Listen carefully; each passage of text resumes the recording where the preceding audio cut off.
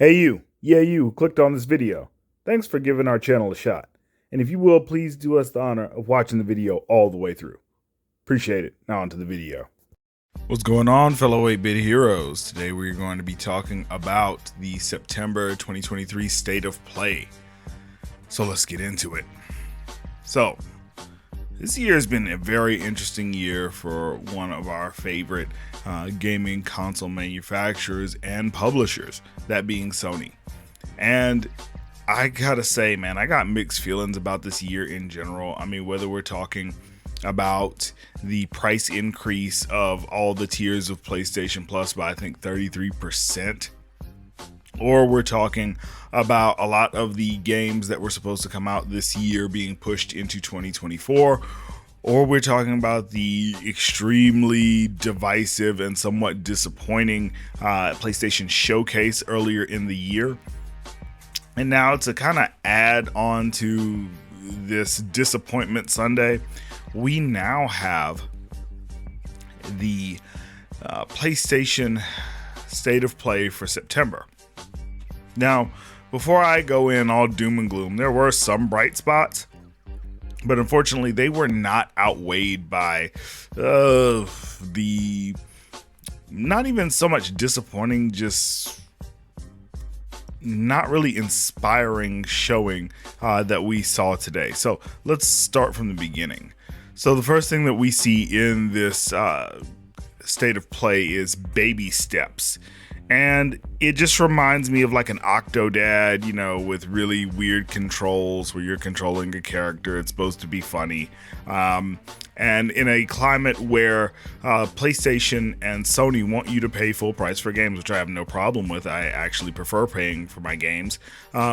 They want you to pay for this, and I'm not here for it. This looks like some PlayStation Plus premium / Game Pass type bullish, if I'm being honest. I don't even know if this is actually an exclusive. I highly doubt it, but hey, you know, it could be.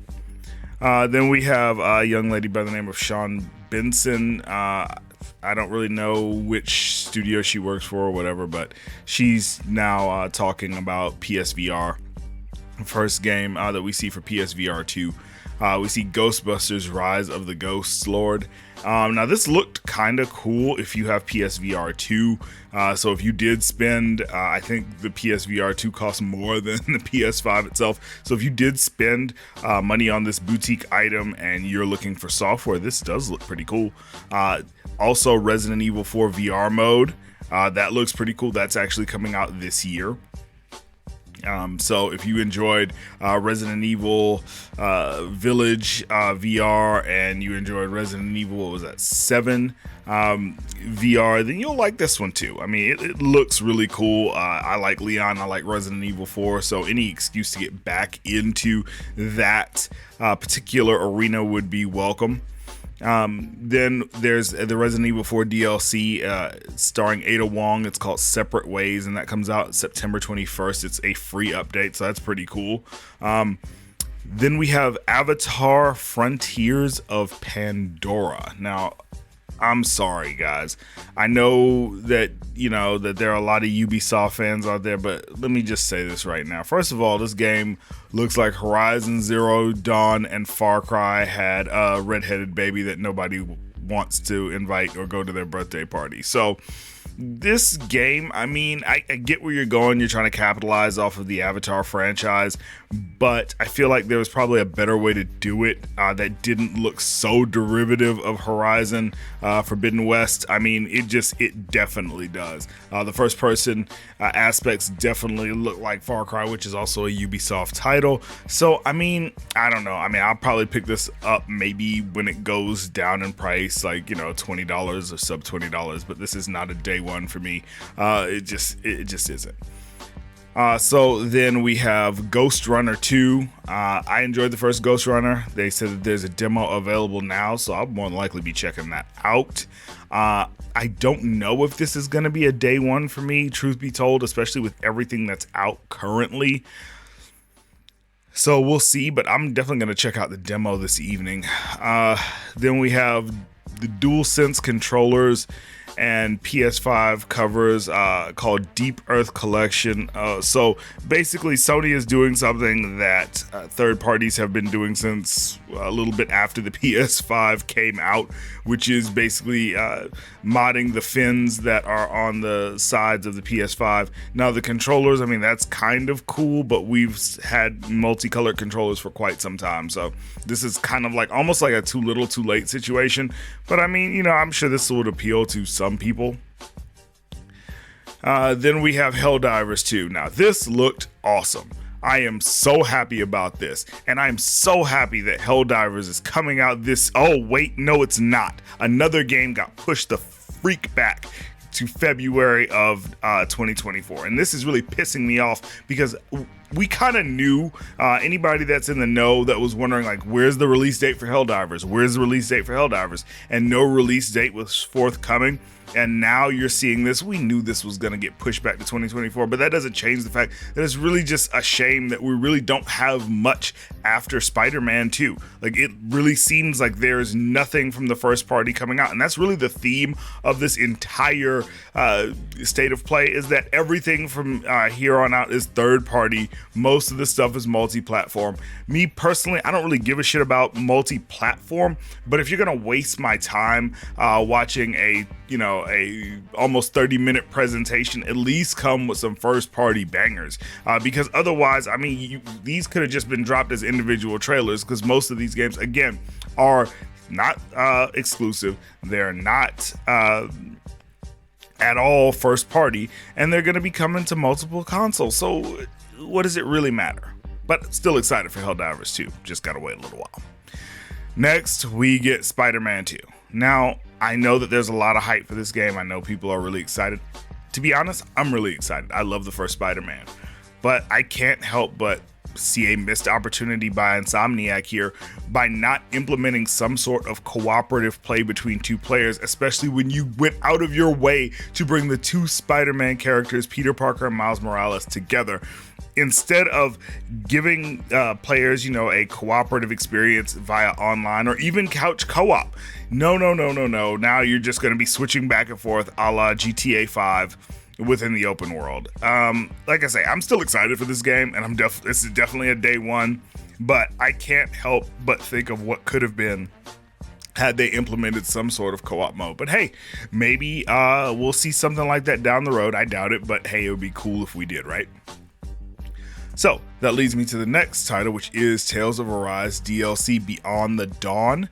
I enjoyed Tales of Arise. It was a really good experience. My wife loved Tales of Arise. She beat the whole game. I think she might have beaten it more than once, which is saying something, because that is a long game for real. But awesome game. I definitely am looking forward to the DLC. Now, we don't have a price for that, but it will be coming out November 9th. So I'm probably going to check the PSN within the next couple of days. It'll have a price. Hopefully it's not too crazy, but like I say, it's more than likely a day one for me.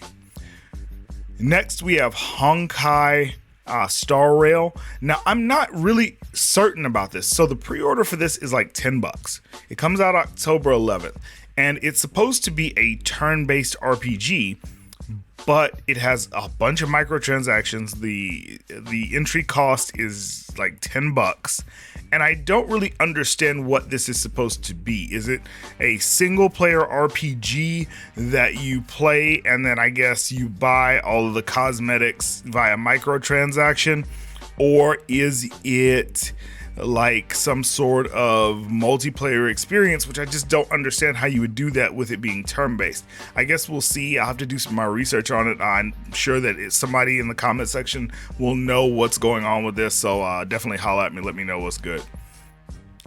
Next, oh my god, Sony, why?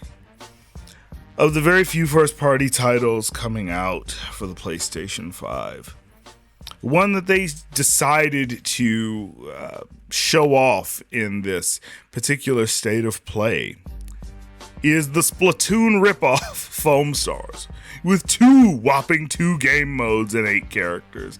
A hero arena shooter that nobody asked for, and I'm pretty sure nobody cares about. Maybe it'll catch on within the online competitive space, but I'm telling you right now, this looks uninspired and lame as fuck.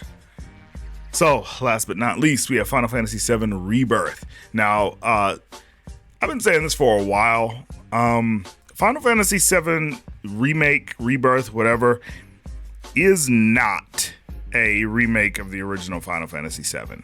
Or maybe it is a remake in the most true and authentic definition of the word remake, because this game is basically introducing multiple dimensions and characters from other dimensions who had passed in the original Final Fantasy VII somehow being alive and interacting with each other. I'm not going to spoil Final Fantasy VII for those who haven't played, Jesus Christ, over 20-year-old game.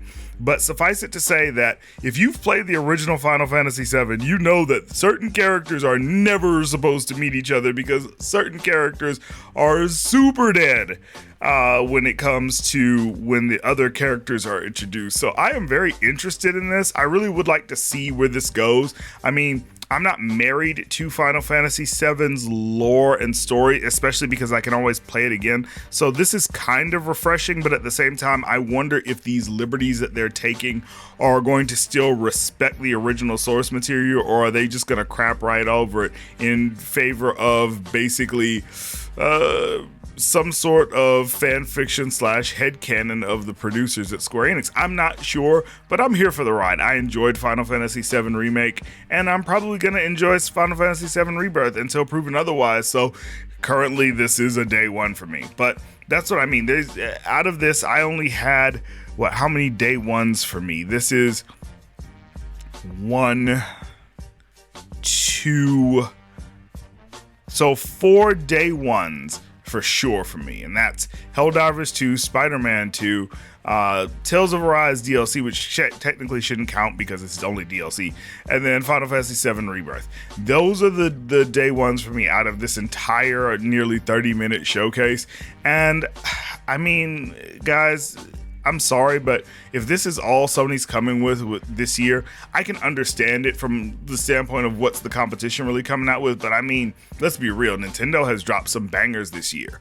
Xbox, not so much. I mean, they have one banger that's was really pushed into the spotlight due to fan hype and really just Xbox fans needing something, so they were literally willing to, or trying to will the game Starfield into the stratosphere, when, you know, at best it's alright. I'm enjoying it. I'm playing it on PC. I'm liking it.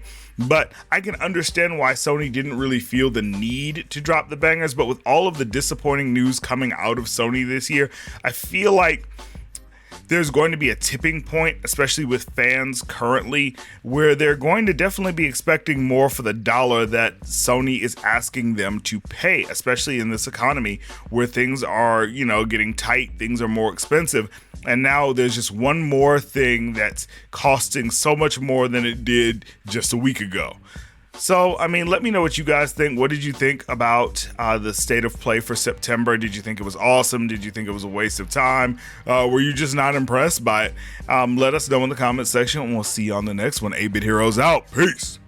If you'd like to get a shout out on the channel, then hit that like button, maybe share it with a couple of friends, and do us the biggest honor of all, and subscribe to the channel so you can join the 8-Bit Heroes family. And while you're at it, hit that bell icon so you can be notified when our new videos come out.